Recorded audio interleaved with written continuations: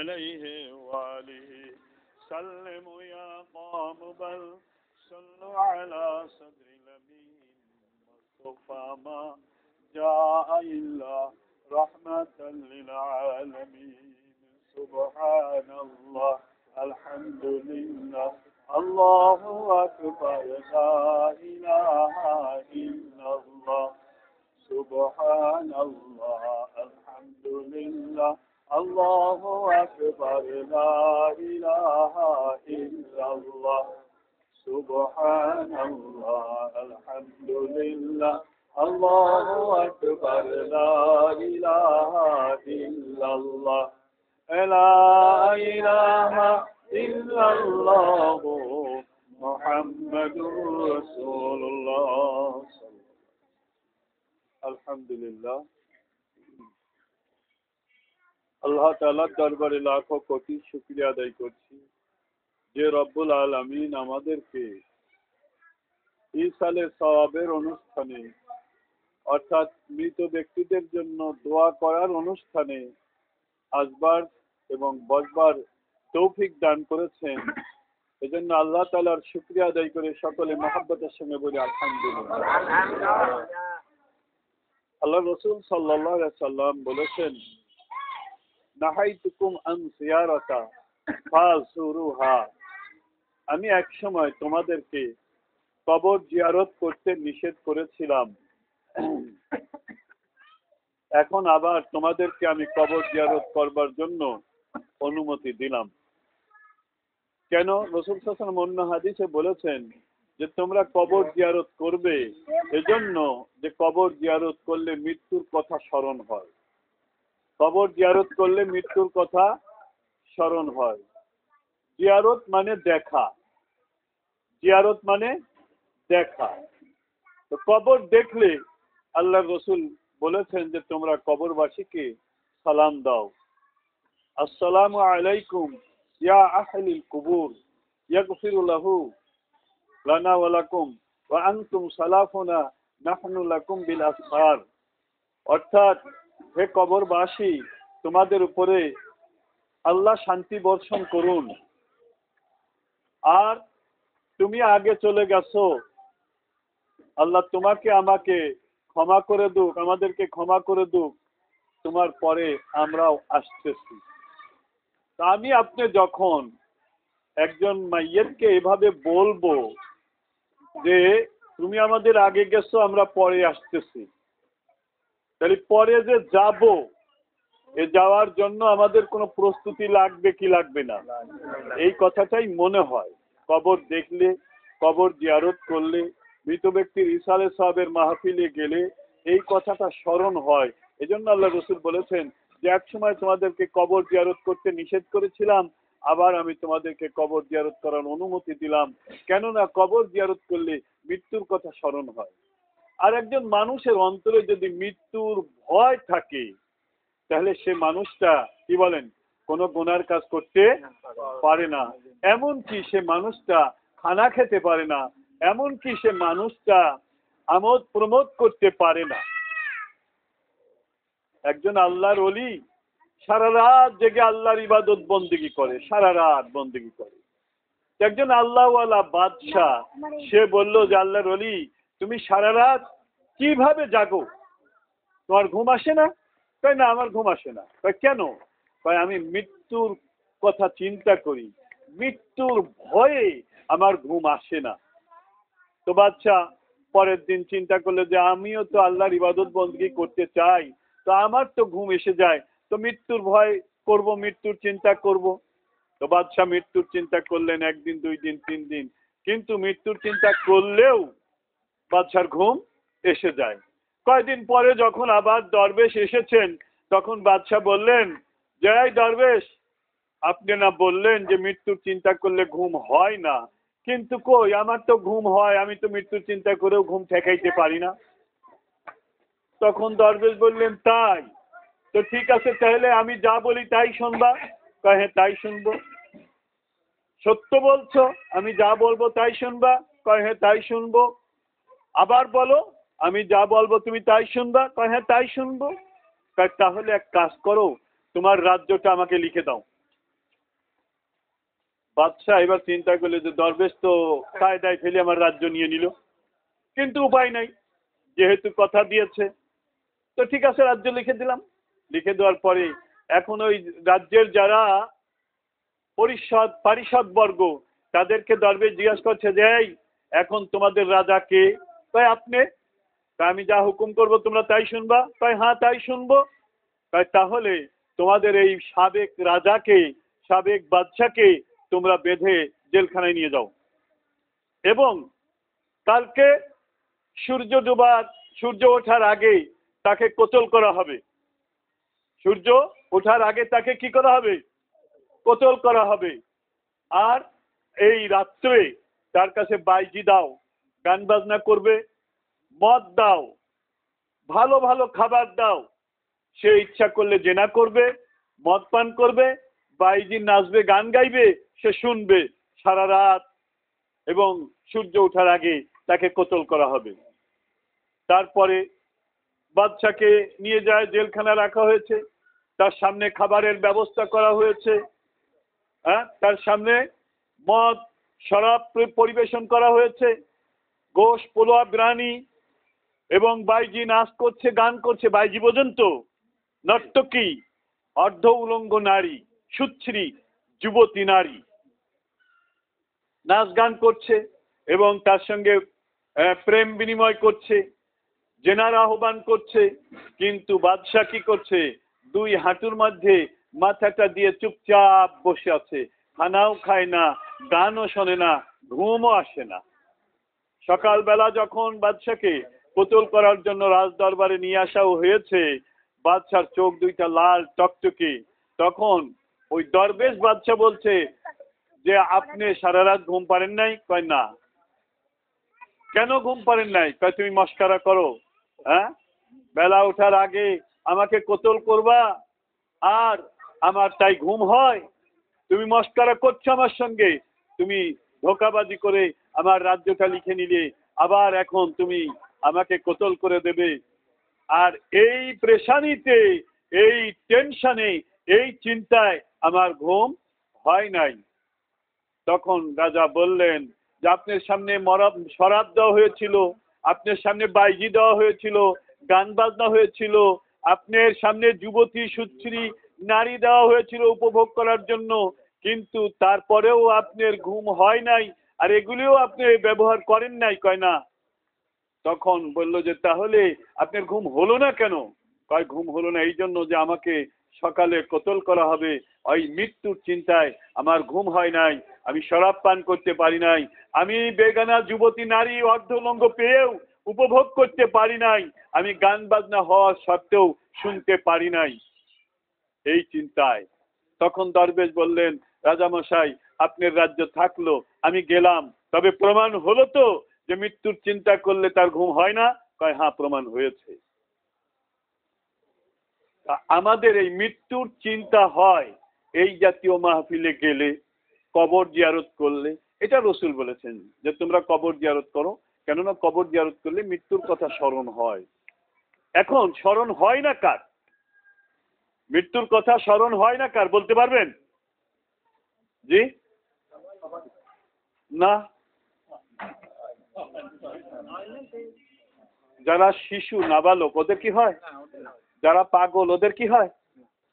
তাহলে যারা পাগল আর যারা শিশু এদের মৃত্যুর ভয় হয় না, এদের মৃত্যুর চিন্তা হয় না।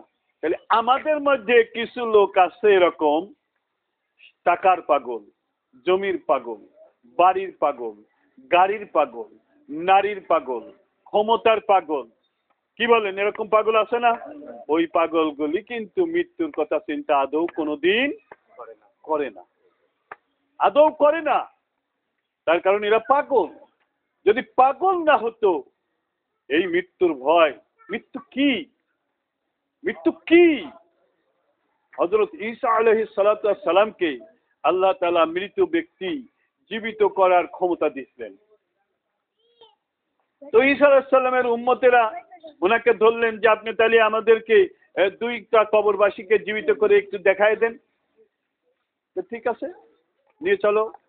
তো ওরা ঈসা আলাইহিস সালামের যারা উম্মত তারা ঈসা আলাইহিস সালামকে নিয়ে গেলেন হলো এমন দুইটা কবরের কাছে, একটা হলো সবচেয়ে বড় পাপী আর একটা হলো সবচেয়ে বড় নেককার। তো সবচেয়ে বড় পাপী একটা যুবক, সেই যুবকের কবরের কাছে নিয়ে গিয়ে বললেন ঈসা আলাইহিস সালামকে যে এই যুবককে আপনি জীবিত করেন। ঈসা আলাইহিস সালাম কবরের পাশে দিয়ে বললেন কুম বিইজনিল্লাহ, কুম কুম মানে উঠে পড়ো, বিইজনিল্লাহ আল্লাহর হুকুমে। আমার হুকুমে ওঠো তা বলেন নাই, কি বলেছেন? আল্লাহর হুকুমে উঠে পড়ো। যুবক উঠে পড়ল। যুবকের গলায় আগুনের শিকল, হাতে পায়ে আগুনের শিকল বেরি। তখন ঈসা আলাইহিস সালাম বললেন যে যুবক, তুমি কবরে কেমন আছো? হে আল্লাহর নবী ঈসা, আমি কবরে বড় কষ্টে আছি। আপনি দেখতে পাচ্ছেন যে লোহার শিকল দিয়ে আমাকে বেঁধে রাখা হয়েছে, লোহার শিকল যে বেঁধে রাখা হয়েছে, আমি খুব কষ্টে আছি। তবে হে আল্লাহর রাসূল ঈসা আলাইহিস সালাম, আমার মৃত্যুর সময় কয়েক সেকেন্ডের মধ্যে যে আযাব হয়েছিল, এই কবরের আযাবের থেকেও সে আযাবটা অনেক বেশি ছিল। মৃত্যুর সময় কয়েক সেকেন্ডে আমার যে আযাব হয়েছিল, মনে হয়েছিল যে একটা জীবন্ত প্রাণীর গা থেকে চামড়া খুলে নুন এবং মরিচ লাগিয়ে দিলে যত কষ্ট হয়, মৃত্যুর আযাব তার থেকেও আমার বেশি হয়েছিল। এবং আমি দীর্ঘদিন কবরের আযাবে আছি। এই আগুনের শিকল দিয়ে আমাকে বেঁধে রাখা হয়েছে, আমি আযাবে আছি। কিন্তু এর থেকেও বেশি আযাব আমার হয়েছিল ওই মৃত্যুর সময় কয়েক সেকেন্ডে। আমি আজও ভুলতে পারি নাই সেই আযাবের কথা, আমি আজও ভুলতে পারি নাই। তাহলে কিরকম আযাব একটু চিন্তা করে দেখেন, যে একটা জীবন্ত প্রাণীর গায়ের থেকে চামড়া খুলে নিয়ে যদি নুন এবং মরিচ লাগিয়ে দেওয়া হয়, যে জ্বালা যন্ত্রণা হয়, মৃত্যুর আযাব তার থেকেও বেশি, তার থেকেও কি। এরপরে নিয়ে গেলেন একজন আল্লাহওয়ালার কাছে। তিনি ছিলেন হযরত নূহ আলাইহিস সালামের ছেলে হযরত শাম। হযরত নূহ আলাইহিস সালামের ছেলে হযরত শাম। হযরত শাম আলাইহিস সালামকে যখন গিয়ে হযরত ঈসা আলাইহিস সালাম বললেন ইয়া শাম কুম বিইজনিল্লাহ, খবর নাই। দ্বিতীয়বার ডাকলেন ইয়া শাম কুম বিইজনিল্লাহ, খবর নাই। তৃতীয়বার ডাকলেন ইয়া শাম কুম বিইজনিল্লাহ, সঙ্গে সঙ্গে কবর ফেটে হযরত শাম আলাইহিস সালাম উঠে বলেন, চুলদাড়ি সব সাদা। হযরত ঈসা আলাইহিস সালাম বললেন যে হে নূহ আলাইহিস সালামের ছেলে শাম, শাম ইবনে নূহ, আপনি তো যুবক অবস্থায় ইন্তেকাল করেছিলেন, আপনার চুল দাড়ি তো পাকছিল না। তো বলছে যে হে আল্লাহর নবী ঈসা, আমি জানতাম যে কিয়ামত ছাড়া কাউকে ডাকা হবে না, সবাই কবরে ঘুমিয়ে থাকবে। তো যখন আমাকে ডাকা হয়েছে, তখন আমি ভেবে নিয়েছি বোধহয় কিয়ামত এসে গেছে, বোধহয় কিয়ামত এসে গেছে। তো সেই কিয়ামতের ভয়াবহ কথা চিন্তা করে কয়েক সেকেন্ডের মধ্যে আমার চুল এবং দাড়ি পেকে গেছে। কি বুঝতে পারছেন না বুঝেন নাই? কিয়ামতের ভয়াবহ আযাবের কথা চিন্তা করেই চুল দাড়ি পেকে গেছে। আমি অনেক জায়গায় কথাগুলি বলি, দেখেন গল্প নয় বাস্তব, গল্প নয় বাস্তব। আমাদের মসজিদে দীর্ঘদিন আগে একজন কারি সাহেব আসছিলেন কোরআন পড়াইতে, নাম ছিল কারি মফিজউদ্দিন। তো উনি এসে একটা গল্প বলছিলেন, ওনার দেখা গল্প, ওনার দেখা গল্প। উনি বলেছিলেন যে রংপুর এলাকায় আমি একটা কোরআন ট্রেনিং সেন্টারে ট্রেনার হিসাবে গিয়েছিলাম। তো যাবার আগে ওরা আমাকে বললো যে হুজুর আপনি কিন্তু সকালের দিকে আসবেন, রাতে আসবেন না, বিকেলে আসবেন না, সকালে আসবেন। ঠিক আছে আসবো। কিন্তু দীর্ঘদিনের জন্য আমি বাড়ি ছেড়ে যাব, তো বাড়ির সব জিনিসপত্র গুছাইতে বা প্রস্তুতি নিয়ে যেতে যেতে আমার বেরোইতে একটু বিলম্ব হয়ে গেল। কিন্তু ওই মাদ্রাসায় পৌঁছাইতে বিকেল হয়ে গেল, বেলা ডোবে নাই, আসরের ওয়াক্ত হয়ে গেছে, পরন্ত বেলা। আমি যে দেখলাম যে মাদ্রাসায় আমার যাওয়ার কথা, ওই মাদ্রাসায় 3টা ছেলে বসে আছে, ওদের মুখ কালো হয়ে গেছে। ওরা যেন কত ভীতু বা কত চিন্তিত, কত বিষণ্ণ। তখন আমি ওদেরকে বললাম যে তোমরা এত চিন্তিত কেন? কয় হুজুর কোনো কথা নেই, আপনি চলেন। এত তাড়াহুড়ো করছো কেন? আস্তে সুস্তে যাই। কয় না হুজুর চলেন তো আগে। তাহলে কেন, কারণ কি? কয় না হুজুর চলেন। তো কিছু দূর যখন চলে গেছে কাছাকাছি, তখন জিজ্ঞাসা করলাম যে তোমরা এত তাড়াহুড়ো করছো কেন? বলছে হুজুর এই মাদ্রাসার পাশেই একটা গোরস্থান আছে, এই গোরস্থানে একটা কবর দিয়ে এখনো কালো ধোঁয়া বের হচ্ছে। এখনো কি হচ্ছে? কালো ধোঁয়া বের হচ্ছে। এখনো কালো ধোঁয়া বের হচ্ছে। ঘটনা কি? ঘটনা হলো হুজুর এই 6 মাস আগে এই যুবকটি মারা গিয়েছে। এ নামাজ পড়তো না, এ রোজা করতো না, এ পর্দা পুশিদের বাড়িতে ছিল না, এ গুনার কাজ করতো। এ যখন মারা গেল, কবরে নামানোর সঙ্গে সঙ্গে একটা বিকট আওয়াজ হলো, এবং এই আওয়াজ হওয়ার পরে কবরের ভিতর থেকে কালো আগুন এবং ধোঁয়া বের হতে লাগলো। এত পরিমাণ ধোঁয়া বের হয়েছিল যে ওই ধোঁয়ায় আকাশ ছেয়ে গেল, সূর্যের আলো আর জমিনে পড়তে পারছিল না, এত পরিমাণ কালো ধোঁয়া বের হয়েছিল। তারপরে সকলেই সেখান থেকে পালিয়ে চলে গেল। কয়েকজন বৃদ্ধ মানুষ, তারা একটা খাবাসি ধরে আর একটা খাবাসির মাথায় গুতা দিয়ে দিয়ে কবরে নামাই দিল। কবরের কাছে কেউ যায়নি, এবং খাবাসি দেওয়ার পরে ওই মাটিগুলি সব ধাক্কা দিয়ে দিয়ে ওই বাঁশ খাবাসি দিয়ে ধাক্কা দিয়ে দিয়ে কবরের উপরে উঠায় দিয়ে কোন রকমে ঢেকে ঢেকে ফিরে চলে আসতে আজ 6 মাস হয়ে গেছে, কিন্তু আজও সেই কবর থেকে কালো ধোঁয়া বের হচ্ছে। কি গো, এই কবরে আপনার আমার যাওয়া লাগবে না? এই বেনামাজি, হ্যাঁ, সকল কবরে আযাব আল্লাহ এভাবে দেয় না।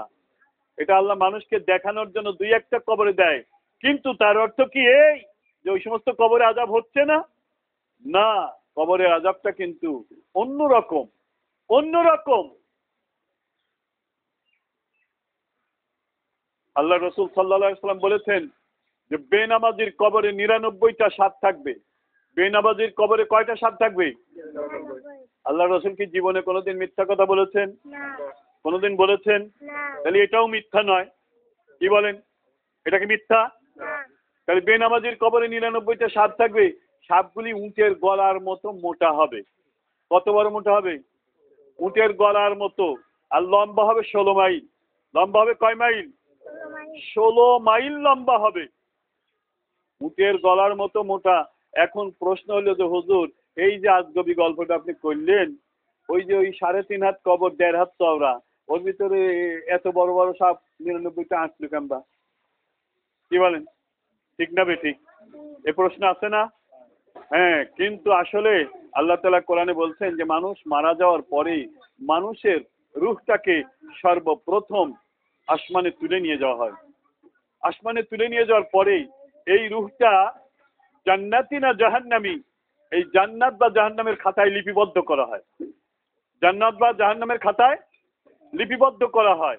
এরপরে যখন লিপিবদ্ধ করা হয়ে গেল, তখন রূহটা তার দেহে দিয়ে দেওয়া হয়ে গেল। কিন্তু তার জীবাত্মা যেটা, এটাকে আর ফিরাই দেওয়া হলো না। জীবাত্মা যেটা, তো যেহেতু এটা ফিরাই দেওয়া হলো না, সেহেতু ওই মানুষটি নড়াচড়া করা বা কথাবার্তা বলা এই ক্ষমতা আর পেল না, কিন্তু তার রূহ তার ভিতরে থেকে গেল। এজন্য গোসল করানোর সময় ওই মাইয়াত কাঁদতে থাকে যে তোমরা আস্তে ডলা দাও আমার গায়ে, অল্প গরম পানি দাও, বেশি গরম পানি দিও না, আজরাইলের থাবায় আমার শরীরের মাংসগুলি হাড্ডি থেকে পৃথক হয়ে গেছে, তোমরা আস্তে ডলা দাও।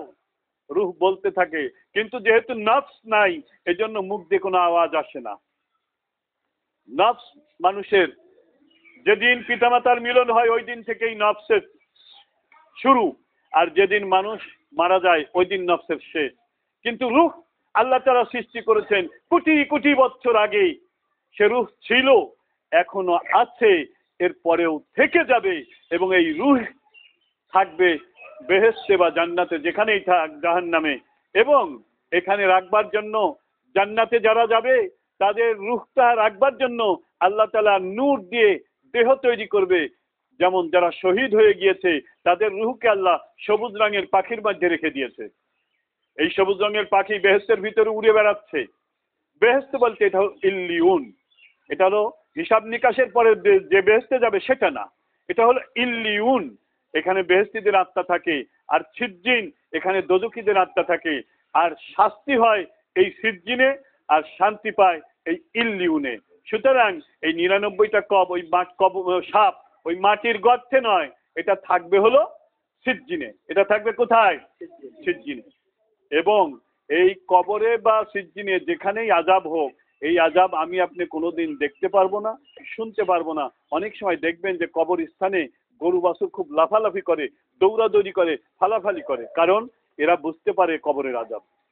এরা বুঝতে পারে কবরের আযাব, কিন্তু মানুষ বুঝতে পারে না, কিন্তু আযাব হয়। মানুষ বোঝে না, কিন্তু আযাব হয়। কিভাবে? আপনার পাশে আপনার স্ত্রী ঘুমিয়ে আছে, আপনি রাত্রে স্বপ্নে একজনের সঙ্গে মারামারি করতেছেন, মারামারি করতে করতে আপনি চিৎকার করে সকলকে ডাকতেছেন, কিন্তু আপনার মুখ দিয়ে কোনো কারোর ডাকার আওয়াজ বেরোয় না, খালি ও এরকম শব্দ একটা বের হয়। আমরা অনেক সময় মনে করি এটাকে বলি বোবায় ধরা। এটাকে কি বলি? বোবায় ধরা। খালি ও করে। তারপরে যখন বউ টের পায়, যখন কি বলে কেনিতে বুঝতে পারে, কি হয়েছে তোমার, হ্যাঁ কই, কি বলেন, ঠিক না ঠিক? এরপরে দেখে গা কাঁপতেছে, গা ঘেমে গেছে, চোখ দিয়ে পানি পড়ে বালিশ ভিজে গেছে, কি বলেন, ঠিক না ঠিক? তাই ঘুমের ঘরে আপনি যে মারামারি করেছেন এটা কিন্তু বাস্তব। আপনার রুহের সঙ্গে মারামারি হয়েছে।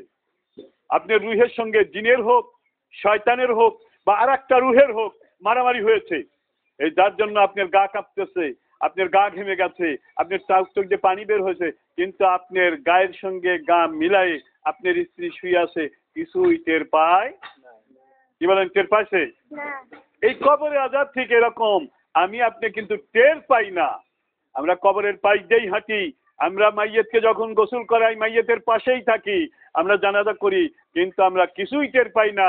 মাইয়েতের যা কিছু আযাব গজব শাস্তি হয়, আমরা কিছুই টের পাই না, কিন্তু হয়। আমি বললাম কি বাস্তব। উনি বললেন যে আমি পরের দিন ওই ছাত্রদের বললাম যে আমি দেখবো। তো কয় হুজুর আপনি দেখবেন, যান, আমরা যাব না। তো কয় চলো যাই, কিছু আমার সাথে তোমাদের থাকলে সমস্যা কি? তো কিছু দূর যাওয়ার পরে ওরা 2 কদম আগায় আর 3 কদম পিছায়। কয় হুজুর ওই যে দেখেন। তো হুজুর চিন্তা করলো যে দিনের বেলা কবরখানায় যাবো, তাতে আর সমস্যাটা কি? তো কিছু দূর যাওয়ার পরে ওরা যখন আর গেল না আমার সঙ্গে, আমি কিছু দূর যাওয়ার পরে চিন্তা করলাম যে আমি বিদেশি মানুষ, এ দেশে আসছি, হঠাৎ যদি কিছু হয়েই যায় তো কে ঠেকাবে আমার? এজন্য উনি বললেন যে আমি আর কবর পর্যন্ত গেলাম না, তবে আমি দূর থেকে দেখলাম যে কবরে আযাব হচ্ছে। আমি দূর থেকে কি দেখলাম? ওই ধোঁয়া কবর থেকে বের হচ্ছে। এটা কিন্তু কিচ্ছা কাহিনী নয়, এটা হলো বাস্তব। এটা কি বাস্তব? এটা অস্বীকার করার কিছু নাই। এখন এক শ্রেণীর মানুষ বলতে পারে যে ওই সমস্ত কিচ্ছা কাহিনী বাদ দাও, কোরআন হাদিস ছাড়া অন্য কিছু মানবো না। যদি কেউ এ কথা বলে, আমরা বলবো যে হ্যাঁ, আমরাও তোমার সঙ্গে একমত, কোরআন হাদিস ছাড়া ইতিহাস আমরা মানবো না। ইতিহাস সঠিক হতেও পারে, নাও পারে। তো যদি এরকম হয়, তোমার বাপ এবং মায়ের বিবাহ যেটা হয়েছিল সেটা কোথায় লিপিবদ্ধ? কোরআনে না হাদিসে না ইতিহাসে? ইতিহাসে না? কাবিনের পাতায়, ইতিহাসে। তাহলে যদি আমি এই ইতিহাস অস্বীকার করি, তাহলে তুমি কি বাপের বৈধ সন্তান হতে পারবা? না। সব ইতিহাস অস্বীকার করা যায় না, সব ইতিহাস অস্বীকার করা যায় না। অনেক হাদিসের ভিতরে রসুল অনেক পূর্বের ইতিহাস বর্ণনা করেছেন। যেমন ধরেন, একটা ইতিহাস রসুল বর্ণনা করেছিলেন, মক্কা বিজয়ের পরেই রসুল বলেছিলেন যে সাহাবীদেরকে যে দেখো এই জায়গায় একজন ইহুদির কবর আছে। ইহুদির নাম হলো আবু রিগাল। ইহুদির নাম কি? আবু রিগাল। এই আবু রিগালের কবর আছে। আবু রিগালের কাছে একটা সোনার লাঠি ছিল। আর তার মৃত্যুটা হয়েছিল কিভাবে শুনবা? তার মৃত্যুটা হয়েছিল এইভাবে যে এক সময় এই এলাকার মানুষ সমকামিতায় লিপ্ত ছিল। সমকামিতা লিপ্ত ছিল। এই লিপ্ত থাকার কারণে আল্লাহর গজব তাদের উপরে এসেছিল। এই গজব এসে এক একটা পাথরের উপরে এক একজনের নাম লেখা ছিল। যে পাথরে যার নাম লেখা ছিল ওই পাথরে সে তাকে আঘাত করেছিল, সে মারা গিয়েছিল। আর এই আবু রিগাল ও কাবার ভিতরে পালানোর কারণে ওই পাথর যখন কাবার ভিতরেই আক্রমণ করতে যাচ্ছিল, তখন কাবারক্ষী ফেরেশতা বলল যে না পাথর, যেহেতু আমার আল্লাহ তাআলার বিধান যে কাবার মধ্যে কাউকে খুন করা যাবে না, সুতরাং কাবার ভিতরেও যেহেতু পলাইছে, ওকে তুমি মারতে যাবা, আমি তোমাকে যেতে দেব না। পাথর তখন কাবার থেকে একটু দূরে গিয়ে ওরকম ঝুলন্ত অবস্থায় ছিল। আর আবু রিগাল মনে করছে যে গজব চলে গেছে। যেই বেরোচ্ছে আর পাথর এসে এমন আঘাত করছে, এক আঘাতে আবু রিগাল মাটির নিচে চলে গেছে। মরছে তো মরছেই, কবরও হয়ে গেছে। সাহাবাজন বললেন হুজুর, আমাদের তো এখন খুব অভাব, তো তার কাছে যে সোনার লাঠি ছিল আমরা ওইটু কবর খুঁড়ে বার করি। তো রসুল বললেন হ্যাঁ বার করো। এতে কি হলো? দুইটা কাজ। একটা হলো সোনার লাঠি পাওয়া গেল, অর্থাৎ টাকা পাওয়া গেল। আর একটা হলো যে রসুল যে কথা বলেছিলেন সেটা সত্য প্রমাণ হয়ে গেল। সেটা কি হলো? সত্য প্রমাণ হয়ে গেল। কবর খুঁড়ে সেই সোনার লাঠি বার করা হলো। তাহলে বোঝা গেল যে রসুল সাল্লাল্লাহু আলাইহি সাল্লামও কি করতেন? কিচ্ছা কাহিনী বলতেন। রসুল সাল্লাল্লাহু আলাইহি সাল্লামও কিচ্ছা কাহিনী বলতেন। আল্লাহ কোরআনে কিচ্ছা বলেছেন, যেমন বিবি মারিয়ামের ঘটনা বলেছেন, তিনি কিন্তু নবী ছিলেন না। বিবি আসিয়ার ঘটনা বলেছেন, ফেরাউনের স্ত্রী, তিনি কিন্তু নবী ছিলেন না। বিবি হাওয়ার ঘটনা বলেছেন, তিনি নবী ছিলেন না। বিলকিস রানীর কথা বলেছেন, জালেম রানী, তিনি কিন্তু নবী ছিলেন না, এমনকি মুসলমানই ছিলেন না। হ্যাঁ, এরপরে সুলাইমান আলাইহিস সালামের একজন খলিফা আসিম ইবনে বারকিয়া মুহূর্তের মধ্যে রানী বিলকিসের সিংহাসন সুলাইমান আলাইহিস সালামের দরবারে নিয়ে চলে এসেছিলেন, এ বর্ণনা আছে। তিনি কিন্তু নবী ছিলেন না। তাহলে কোরআনের ভিতরে অলিদের জীবনী, কিচ্ছা কাহিনী এগুলি আছে। তো অলিদের জীবনী, কিচ্ছা কাহিনী আল্লাহ আলোচনা করেছে, অলিদের জীবনী, কিচ্ছা কাহিনী আমার রসুল আলোচনা করেছে, এবং এমনকি কাফেরদের কিচ্ছা কাহিনী পর্যন্ত আমার নবী, আমার আল্লাহ আলোচনা করেছেন মানুষকে উপদেশ দেওয়ার জন্য। সুতরাং অলিদের বা কাফেরদের কিচ্ছা কাহিনী আলোচনা করা এইটা কোরআন সম্মত, হাদিস সম্মত। এইটার বিরোধিতা করবে যারা, বুঝে নিতে হবে যে তারা মূলত ইসলামের দুশমন, তারা মূলত ইসলামের দুশমন। যাই হোক, আমি আরো দুইটা ঘটনা আপনাদের কবরের আযাব সম্পর্কে একটু বলি। দেখেন যে কয়েকজন সৈনিক পাহারা দিচ্ছে, পাহাড়িয়া এলাকায়। তো পাহারা দিচ্ছে, এমন সময় একজন সৈনিক বলল যে আমার বাহ্যির বেগ হয়েছে, আমি বাহ্য ত্যাগ করব, মল ত্যাগ করব, তোমরা একটু অপেক্ষা করো। তখন ওই সৈনিক যখন মল ত্যাগ করতে গেল, এই সময় হাতির পাল চলে আসলো। হাতির পাল আবার যেখানে আক্রমণ করে সেখানে কিন্তু সব ভেঙে চুরে শেষ করে ফেলা দেয়, খুব হিংস্র। তো হাতির পাল যখন এসে গেল, সৈনিকরা সবাই পালিয়ে চলে গেল, কিন্তু যেটা মল ত্যাগ করছিল ওই সৈনিক পালাইতে পারে নাই। সে দৌড়াইতে দৌড়াইতে পাশেই একটা ভাঙাচুরো জীর্ণ শীর্ণ একটা বিল্ডিং এর ভিতরে ঢুকে দরজা বন্ধ করে দিল। কিন্তু ওই বিল্ডিং এর ছাদ ছিল না, বিল্ডিং এর ভিতরে অনেক পুরাতন গাছ ছিল, সেই গাছে ছোট ছোট কিছু সবুজ রঙের সাপ ছিল। ওই হাতির পাল এসে ওই গাছের ডালে সুর দিয়ে বাড়ি মারতেছে, হঠাৎ একটা সাপ হাতির সুরে সবল মারছে, মারার সঙ্গে সঙ্গে সব হাতিগুলি দৌড়ে পালায় চলে গেছে। আর ওই হাতিটা ওইখানেই সঙ্গে সঙ্গে মরে গেছে। শুধু মরেই নাই, একদম পচে গলে গেছে। এবার ওই সৈনিক যখন হাতির পাল চলে গেছে এই ভেবে দরজা খুলে বের হয়ে দেখে দরজার সামনেই হাতি। ওই হাতির উপরে উঠে পার হতে গেছে, হাতির ভিতরে পা দেবে গেছে।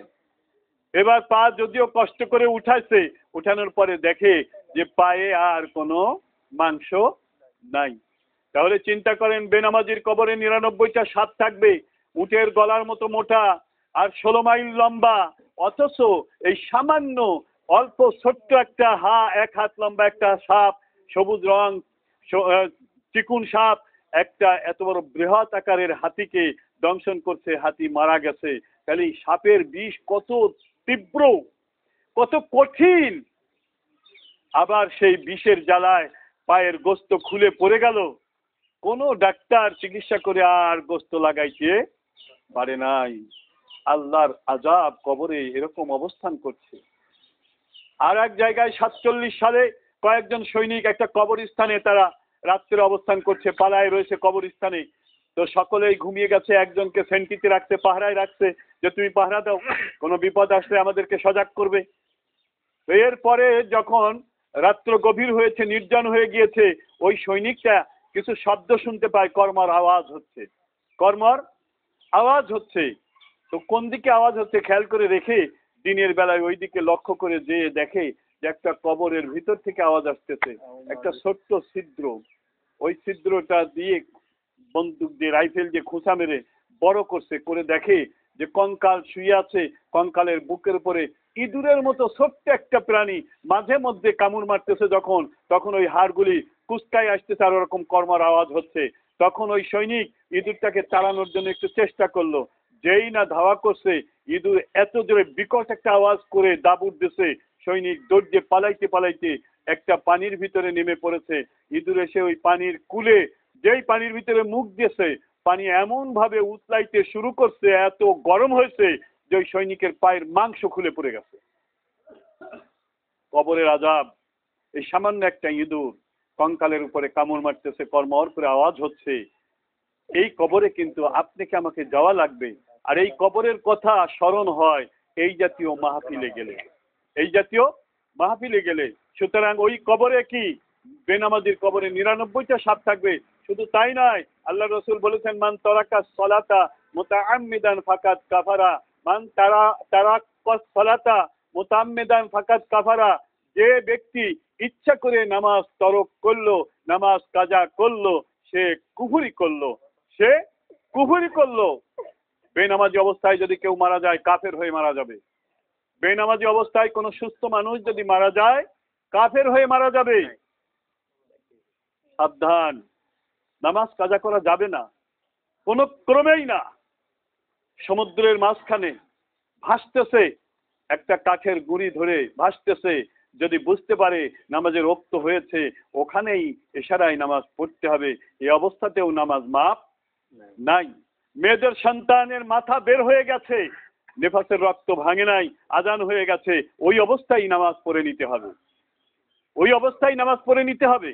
নামাজ মাপ নাই, কারণই নামাজ মাপ নাই। মাপ আছে কার? পাগলের। মাপ আছে কার? পাগলের, নাবালকের, শিশুদের মাপ আছে। এছাড়া নামাজ কারোর মাপ নাই।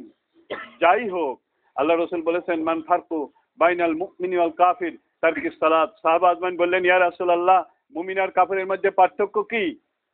রসুল বললেন, তারকিস সালাত, মুমিনেরা নামাজ পড়বে আর কাফিরেরা নামাজ ছেড়ে দেবে। আল্লাহ রসুল আরো বললেন, লা দীনা লিমান লা সালাতা লাহু, তার মধ্যে ধর্ম নাই যার মধ্যে নামাজ নাই। অর্থাৎ সে নাস্তিক, সে নাস্তিক।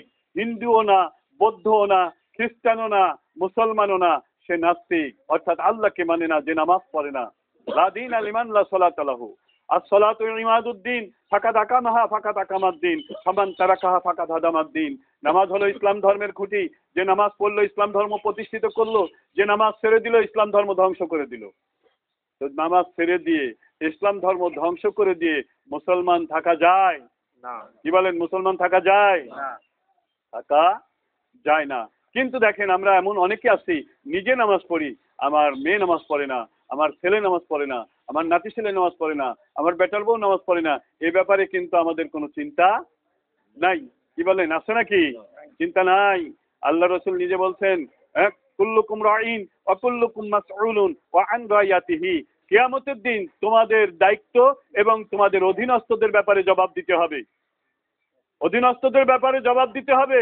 আল্লাহ তাআলা আমাদেরকে এই দায়িত্ব দিয়েই কিন্তু দুনিয়ায় প্রেরণ করেছেন, যে আমার পরিবারের মধ্যে, আমার নিজের মধ্যে দিন কায়েম করতে হবে, আমার পরিবারের মধ্যে দিন কায়েম করতে হবে। আর দিন কায়েম করতে হলে পদ্ধতি দুইটা, একটা হলো তাবলীগ, একটা হলো জিহাদ। একটা হলো তাবলীগ, একটা হলো কি? জিহাদ। তবে হ্যাঁ, তাবলীগ করতে হবে রসুলের তরিকায়, যেহেতু এটা ফরজ। নামাজ রসুলের তরিকায় না পড়লে আল্লাহ কবুল করে না, রোজা রসুলের তরিকায় না করলে আল্লাহ কবুল করে না, পীর সাহেবের তরিকায় নামাজ পড়লে আল্লাহ নামাজ নেবে নাকি? না। পীর সাহেবের তরিকায় হজ করলে, যেমন কয়েকদিন আগে শুনলাম যে ওই ঢাকার কোন এলাকায় এক ভণ্ড পীর সাহেব বিশাল বড় একটা বিল্ডিং করছে, তার মধ্যে কালো রঙের ছোট একটা ঘর বানাইছে, বানায় মানুষকে হজ করাচ্ছে, টাকা নিয়ে হজ করাচ্ছে। বুঝতে পারছেন? টাকা নিয়ে কি করাচ্ছে? ওই হজ হবে না মক্কা মদিনায় যেতে হবে? সুতরাং আল্লাহ নামাজ ফরজ করেছেন, রসুলের তরিকায় পড়তে হবে। রোজা ফরজ করেছেন, রসুলের তরিকায় আদায় করতে হবে। হজ রসুলের তরিকায় না করলে আল্লাহ নেবে না। অনুরূপ তাবলীগ এবং জিহাদ, এটাও রসুলের তরিকায় করতে হবে। ওই একজন স্বপ্নে পেয়ে আমাদের নতুন একটা পদ্ধতি দিয়ে দিল, আর আমরা রসুলের পদ্ধতিকে জবাই করে দিয়ে বিলুপ্ত করে দিয়ে তার পদ্ধতি অনুযায়ী আমরা তাবলিগ করতে লাগলাম, তাহলে কি সে নতুন রসুল হিসাবে এসেছে? তার নতুন দিন? আবার জিহাদও আমরা করছি আব্রাহাম লিঙ্কনের কুফরি মতবাদের মাধ্যম দিয়ে। হ্যাঁ, আব্রাহাম লিঙ্কনের কুফরি মতবাদ, আল্লাহ বলছেন ক্ষমতা দেওয়ার মালিক আমি, আর আব্রাহাম লিঙ্কনের কুফরি মতবাদ হলো ক্ষমতা দেওয়ার মালিক জনগণ। আমরাও সেই মতবাদের উপরে ক্ষমতা নেওয়ার জন্য জনগণের পিছে পিছে দৌড়ায় চলে যাচ্ছি, জনগণকে পাশে আনার জন্য যা করা প্রয়োজন আমরা করে যাচ্ছি। আব্রাহাম লিঙ্কনের কুফরি মতবাদ আমরা মেনে নিয়েছি না। জিহাদ ফরজ ঠিক আছে, কিন্তু আব্রাহাম লিঙ্কনের কুফরি মতবাদে জিহাদ করলে আল্লাহ জিহাদ নেবে না। এজন্য আল্লাহ বলেছেন কি, যে আগে আনফুসাকুম ওয়া আহলিকুম নারা, তোমার নিজের নফসের কাছে আগে দিন কায়েম করো, এরপরে তোমার পরিবারের ভিতরে দিন কায়েম করো। আর কায়েমের জন্য আগে তাবলিগ করো, তোমার নফসের কাছে আগে তাবলিগ করো। কিভাবে? লা ইলাহা ইল্লাল্লাহ, নাই কোনো রিজিক দাতা আল্লাহ ছাড়া, সুতরাং নামাজ বাদ দিয়ে রিজিক অন্বেষণে যেও না। নাই কোনো শান্তিদাতা আল্লাহ ছাড়া, সুতরাং শান্তি পাওয়ার জন্য আল্লাহর ইবাদত বন্দেগী ছেড়ে দিয়ে লেপের ভিতরে ঘুম পারি না। এইভাবে নফসের কাছে আল্লাহর জিকির সকাল সন্ধ্যায় লা ইলাহা ইল্লাল্লাহ আল্লাহ আল্লাহ বলে জিকির করে নফসের কাছে তালিম দিতে হবে, নফসের কাছে তাবলিগ করতে হবে যে আল্লাহ ছাড়া কোনো রিজিক দাতা নাই, আল্লাহ ছাড়া শান্তিদাতা নাই, আল্লাহ ছাড়া আইন দাতা নাই, আল্লাহ ছাড়া বিধান দাতা নাই, আল্লাহ ছাড়া রক্ষাকারী নাই, আল্লাহ ছাড়া জান্নাত দেওয়ার মালিক নাই, আল্লাহ ছাড়া জাহান্নাম থেকে বাঁচানোর মালিক নাই, আল্লাহ ছাড়া ক্ষমতা দেওয়ার মালিক নাই। এই তাবলিগ আগে নিজের নফসের কাছে করতে হবে, এরপরে নফসের সঙ্গে জিহাদও করতে হবে। নফস চায় চুরি করতে, না চুরি করবো না, নফসের সঙ্গে জিহাদ করতে হবে। নফস চায় গান বাজনা শুনতে, না গান বাজনা শুনবো না, নফসের সঙ্গে জিহাদ করতে হবে।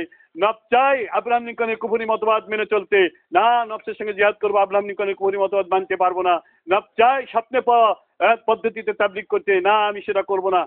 নফসের গোলামি করা যাবে না, আল্লাহর গোলামি করতে হবে। এইভাবে আগে নিজের নফসের কাছে তাবলিগ এবং জিহাদ করতে হবে, এরপরে নিজের পরিবারের ভিতরে যারা নামাজ পড়ে না, রোজা করে না, তাদের কাছে তাবলিগ করতে হবে এবং তাদের সঙ্গে জিহাদ প্রয়োজন, মারধর এবং বয়কট পর্যন্ত করতে হবে। আল্লাহ রাসূল যেটা বলছেন, মান রা মিনকুম মুনকারা ফালিয়ুগাইয়িরহু বিয়াদিহি ফাইন লাম ইস্তাতি ফাবিলিসানিহি ফাইন লাম ইস্তাতি ফাবিকালবি ওয়া যালিকা আদাফুল ঈমান। যখন তুমি কোনো অন্যায় হতে দেখবে, সেটা তোমার দ্বারা হোক, তোমার পরিবারের লোক দ্বারা হোক, আর যার দ্বারাই হোক, যখন অন্যায় হতে দেখবে, তোমার ক্ষমতা যদি থাকে তুমি শক্তি বল প্রয়োগ করে অন্যায় বন্ধ করবে। আর যদি তোমার ক্ষমতা না থাকে তাহলে তুমি তাবলিগ করবে, মুখ দিয়ে বুঝাবে। আর যদি সেটাও সম্ভব না হয়, ঘৃণা করে সমাজ জামাত বন্ধ করবে। এই হাদিসের ব্যাখ্যা ফকি আবুল আইস সমরকন্দি তাম্বিহুল গাফিলিনের মধ্যে লিখেছেন যে প্রথমটা হলো যারা রাষ্ট্রীয় ক্ষমতায় আছে তাদের দায়িত্ব, দ্বিতীয়টা হলো হাক্কানি আলেম ওলামাদের দায়িত্ব, তৃতীয়টা হলো আম মানুষের দায়িত্ব। এই জন্য আমাদের নিজের ভিতরে, নিজের পরিবারের ভিতরে আগে, আমি নিজেই 5 ওয়াক্ত জামাতে নামাজ পড়ি না, আগে ওখানে তাবলিগ করেন, ওখানে জিহাদ করেন নফসের সঙ্গে। আমি নিজেই সুদখোর ঘুষখোরের বাড়ি দাওয়াত খাই, নিজেই জমি কট রাখি, নিজেই সুদ ঘুষের সঙ্গে জড়িত, আগে ওখানে নিজের নফসের সঙ্গে তাবলিগ করেন, জিহাদ করেন।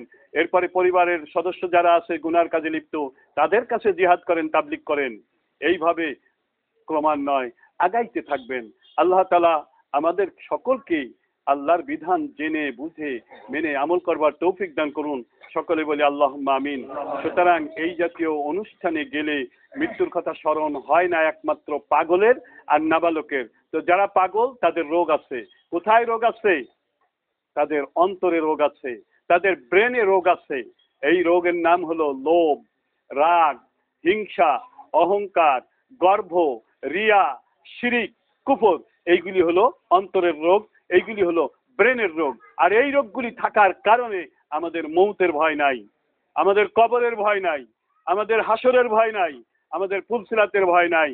এই রোগগুলি যতদিন আমরা না সারাইতে পারবো, ততদিন আমাদের ভিতরে কিন্তু এই মৌতের খানা খেয়াও হাসি খুশিতে খানা খায় বাড়িতে চলে যাবো পেট টান করিয়ে, আসলে এখানে এসে কোনো উপদেশ গ্রহণ করার সুযোগ আমাদের থাকবে না। যেহেতু আমরা পাগল, আমাদের এক প্যাকেট চিপ দিলেই আমরা খুশি, আমাদের 500 টাকা দিলেই আমরা খুশি, আমাদের এক প্যাকেট খানা দিলেই আমরা খুশি। কিন্তু এটা কারা? এ খুশি কারা? এ খুশি পাগলরা, এ খুশি পাগলরা। তার কারণ 500 টাকা এখন খাবেন, সকালবেলা পায়খানা হয়ে বেরিয়ে চলে যাবে, শেষ। কিন্তু এই যে আপনার নফসের রোগ সারানো, এই রোগ সারানোর পদ্ধতি কি? আল্লাহর ওলিরা বলেছেন এই রোগ সারানোর পদ্ধতি বেশ কয়েকটি আছে, কিন্তু তার ভিতরে সবচেয়ে সহজ এবং সবার পক্ষেই সম্ভব সেটা হলো আল্লাহর জিকির। জিকির করতে অজু লাগে না, জিকির করতে বসা লাগে না, জিকির হাঁটতে হাঁটতে করা যায়, দৌড়াইতে দৌড়াইতে করা যায়, তরকারি কুটতে কুটতে করা যায়, মাঠে কাজ করতে করতে করা যায়, ঘাস নিড়াইতে নিড়াইতে করা যায়, সব অবস্থায় জিকির করা যায়। এবং এটা সহজ। আল্লাহ আল্লাহ বলতে পারে না এমন কোনো মানুষ পৃথিবীতে নাই, লা ইলাহা ইল্লাল্লাহ বলতে পারে না এমন কোনো মানুষ পৃথিবীতে নাই। কিন্তু কোরআন সহি করে পড়নেওয়ালা মানুষের অনেক অভাব আছে, নামাজ খুশুর সঙ্গে পড়নেওয়ালা মানুষের অনেক অভাব আছে, যাকাত সঠিকভাবে আদায় করনেওয়ালা অনেক অভাব আছে, বাড়িতে পর্দা কায়েম করনেওয়ালা অনেক অভাব আছে। কিন্তু এই কাজ করার কোনো অসুবিধা নাই, এটা সহজ, সার্বজনীন, সকলের পক্ষে সম্ভব। এই কলবের রোগ সারাইতে হলে সকাল সন্ধ্যায় এরকম নফসের কাছে তাবলিগ করতে হবে। লা ইলাহা ইল্লাল্লাহ পড়বেন, আল্লাহ আল্লাহ পড়বেন। আল্লাহ ছাড়া রিজিক দাতা নাই, আল্লাহ ছাড়া শান্তি দাতা নাই, আল্লাহ ছাড়া আইন দাতা নাই, আল্লাহ ছাড়া ক্ষমতা দাতা নাই, আল্লাহ ছাড়া বিধান দাতা নাই, আল্লাহ ছাড়া কবরের সাহায্যকারী কেউ নাই, আল্লাহ ছাড়া মৌতে আযাব থেকে বাঁচানোর মালিক কেউ নাই, আল্লাহ ছাড়া জান্নাতে দেওয়ার মালিক কেউ নাই। আল্লাহ আল্লাহ বলবেন, এই কল্পনা করবেন, অর্থাৎ নিজের কলবের কাছে তাবলিগ করা হচ্ছে, নিজের কলবের কাছে তাবলিগ করা হচ্ছে, কলবকে এই কথাগুলি বোঝানো হচ্ছে, আল্লাহর ওয়াহদানিয়ত কলবের কাছে বোঝানো হচ্ছে। যারা তাবলিগ করে গ্রামে গ্রামে যে দেখবেন এটাই বোঝায় যে আল্লাহই খাওয়ায়, আল্লাহই পালে, আল্লাহই রিজিক দেয়। সুতরাং আল্লাহর জমিনে আল্লাহর দিন কায়েমের যে কাজ, নবীওয়ালা কাজ, এটা করতে হবে। এটা তারা করছে ঠিকই, কিন্তু ইলিয়াসের স্বপ্নে পাওয়া পদ্ধতিতে করছে বলেই আমরা এটা সমর্থন করি না। আমরা এটা রসুলের তরিকায়, যেটা আল্লাহ কোরআনে বলছেন, ওয়াজকুর ইসমা রব্বিকা ওয়াতাবাত্তাল ইলাইহি তাবতিলা, তোমার রবের নামের জিকির করো, অর্থাৎ আল্লাহ আল্লাহ জিকির করো একাগ্র চিত্তে ধ্যানমগ্ন অবস্থায়। এটা আল্লাহর নির্দেশ, সূরা মুজাম্মিলের 8 নম্বর আয়াত, যে তোমার রবের নামের জিকির করো একাগ্র চিত্তে ধ্যানমগ্ন অবস্থায়। তাই আমরা সকাল সন্ধ্যায় ধ্যানমগ্ন হই, চক্ষুটা বন্ধ করে, মাথাতে নিচু করে, একাগ্র শুধু আল্লাহর চিন্তা অন্তরে রেখে আমরা আল্লাহর রবের নামের জিকির করি, আল্লাহ আল্লাহ জিকির করি, লা ইলাহা ইল্লাল্লাহ জিকির করি। এটা কোরআনের বিধান, এটা আল্লাহর বিধান, এটা পীর সাহেবের না, এটা পীর সাহেবের না।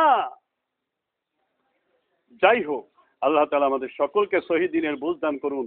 এজন্য প্রতিদিন সকালে সমসপুর বড় মসজিদে, সন্ধ্যায় সমসপুর খানকা শরীফে, এবং প্রতি শুক্রবারে সাপ্তাহিক, প্রতি চাঁদের 12 তারিখে মাসিক এই জিকির মাহফিল, কিভাবে আপনি জিকির করে আপনি কলবের কাছে তাবলিগ করবেন, নফসের কাছে তাবলিগ করবেন, এই পদ্ধতি শিক্ষা দেওয়া হয়। এজন্য আপনাদের সকলকে সেখানে যাওয়ার জন্য অনুরোধ করছি। দেখুন আজকে সাত্তার ভাই চলে গেছে, কি অবস্থায় আছে আপনি কেউই কিন্তু জানি না। একদিন কিন্তু আপনিও চলে যাব। তবে যে আযাবের কথা যদি শুনলাম, যদি এরকম আযাবে কেউ গ্রেপ্তার হয়, আপনি কাজে কি করব? যার কাজ সে যদি করে না যায়। তবে হ্যাঁ, আমি আল্লাহর দরবারে একটু সুপারিশ করার জন্য এসেছি, সাফাত করার জন্য এসেছি, যে আল্লাহ এখানে মেহমানদারি করা হবে, হ্যাঁ, এখানে গরিব মিসকিন পশু পাখি খাবে, এখানে খয়রাত করা হবে, এর বিনিময়ে যে সওয়াব তুমি দিবা, আমরা যে দোয়া দরুদ পড়েছি বা আমরা যে কোরআন হাদিসের আলোচনা করেছি, যে সওয়াব দিবা তুমি তার আত্মায় পৌঁছায় দাও। আল্লাহ দিতেও পারে, নাও পারে। তবে হ্যাঁ, যদি কোনো আল্লাহওয়ালা এমন মানুষ থাকে যে যার দোয়া আল্লাহর দরবারে কবুল হয়, মুস্তাজাবুদ দাওয়া, যদি এমন কোনো ব্যক্তি দোয়া করে তা আল্লাহ কবুল করতে পারেন, তবে সবগুলিই কিন্তু কবুল করবেন না। যাই হোক, এজন্য নিজের কাজ নিজে করে যেতে হবে। সকলে আমরা ইনশাআল্লাহ 5 ওয়াক্ত নামাজ পড়বো, বাড়িতে পর্দা কায়েম করব। আল্লাহ তাআলা আমাদের সকলকে তৌফিক দান করুন। সকলে বলি